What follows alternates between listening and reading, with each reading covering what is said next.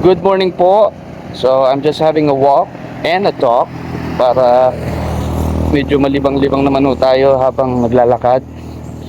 And medyo late na tayo nakalabas. Pero malamig-lamig pa naman po. So, right now, we will also have a simple topic to discuss na yun nga yung tanong, can God forgive me? Or can God still forgive me? Yan yung tanong natin. Well, some of us might be thinking na parang I've committed the worst sins, mapapatawad pa ba ako ng Diyos?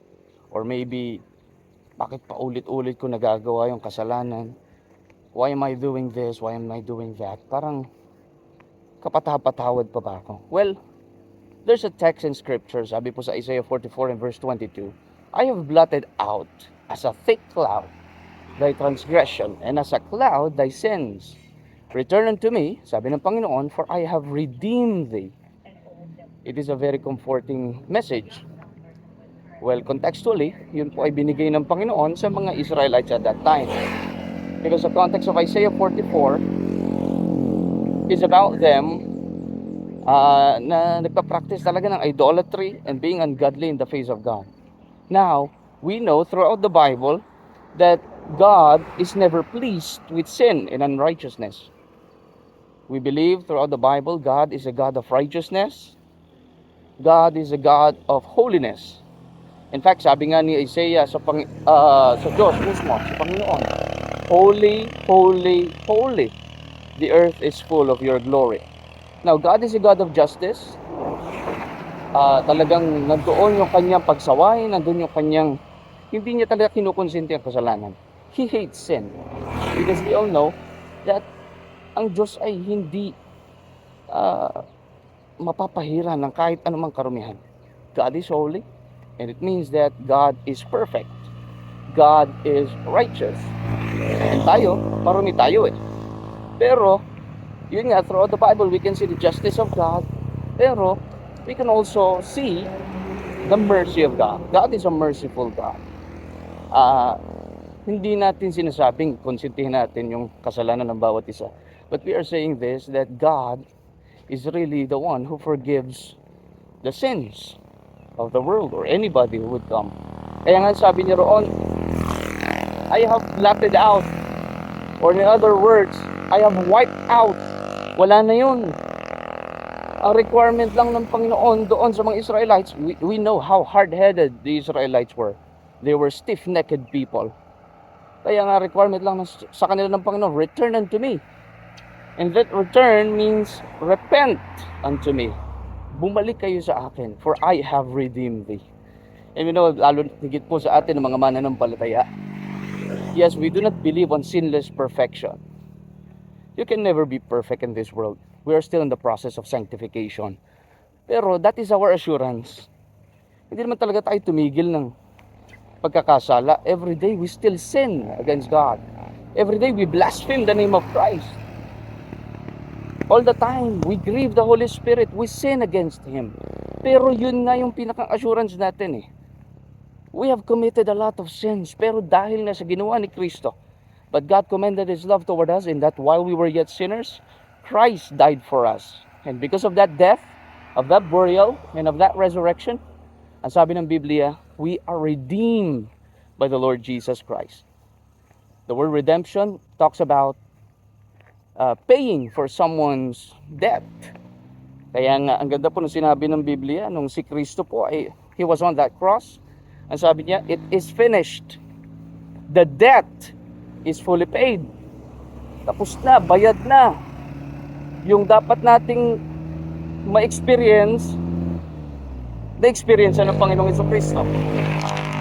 So we will never experience eternal death. We will not experience eternal damnation because Christ had already paid for our sins. Now, doon pa lang sa isipan natin, can really God forgive me of my sins?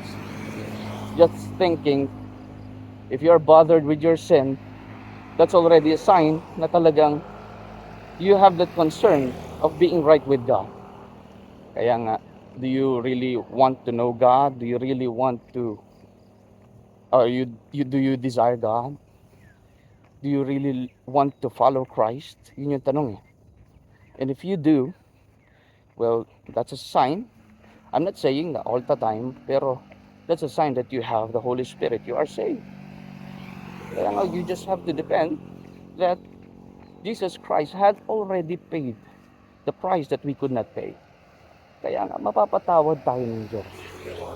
Because He is a merciful God. And, hindi naman dahil sa kapatawad po tayo, ano po mga minamahal, God would forgive us of our sins, and God had forgiven us because of Jesus Christ.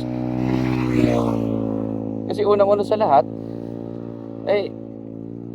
kung walang nagbayad, kahit anong gawin natin sakripisyo sa harapan ng Diyos, we will never be forgiven. We are just forgiven because ang nakikita ng Diyos, ng Ama, ay yung sakripisyong ginawa ng anak, which is the crucifixion. The Lord Jesus Christ was crucified for our sins.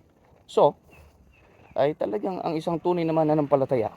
Oo, hindi po tayo naniniwala sa sinless perfection. We will never be perfect. Tayo po hindi magiging perfecto na mamuhay ng banal sa harapan ng Diyos. But, we have that repentance. Sabi nga ng Panginoon, repent unto me. We have that repentance. Every day we sin. Kaya doon natin ma-appreciate lalo yung pagpapatawad ng Diyos at yung biyaya ng Diyos.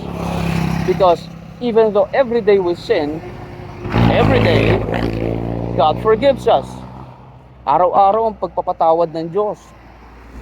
Sapagkat yung kinamatayan pong kasalanan ni Kristo, hindi lang yun yung kasalanan natin at the past. Diba? But it is our sins. The past, the present, and the future sins. Diba? So, we are forgiven. And we will be forgiven. Maybe yun nga, naisip natin, I've committed the worst sins. Parang ang dumi-dumi ko. Yun nga rason kaya bumaba si Kristo. That's the very reason why Jesus Christ had to die for sinners. Because of how evil we are. Kung gaano tayo karumi. Kaya kailangan na maglilinis. Kailangan na magbabayad. And that is why Jesus Christ came to this world. To seek and to save on that which was lost. Yeah. So, that is the gospel. The gospel of Jesus Christ. Now, kung meron po sa atin dito na hindi paligtas and you are not yet repenting of your sins, well, maybe this is the time. Ang sabi ng Panginoon, ang Diyos mismo, siya ay banal. You can never be with God because God is holy, we are not. Ang Diyos malinis, tayo marumi. As easy as that. Dahil siya'y banal, tayo makasalanan. So, if you want to be right with God, the Bible says, repent and believe on the Lord Jesus Christ. Ano ba ibig sabihin ng believe or sumampalataya? Kailangan sampalatayanan that the sacrifice of Jesus Christ is the only payment for our sins.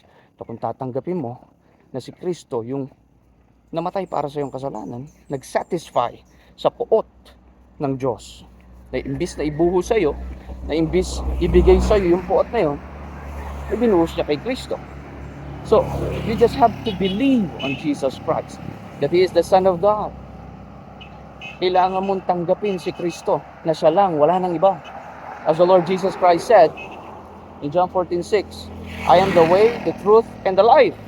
No man cometh unto the Father, but by me. Walang ibang daan. Huwag po kayong maniwala kapag may nagtuturo na ang daan ay relihiyon, iglesia, ang daan ay pagiging mabuti. Wala pong ganoon. No one is good. No one is kind. Especially, there is none righteous. No, not one.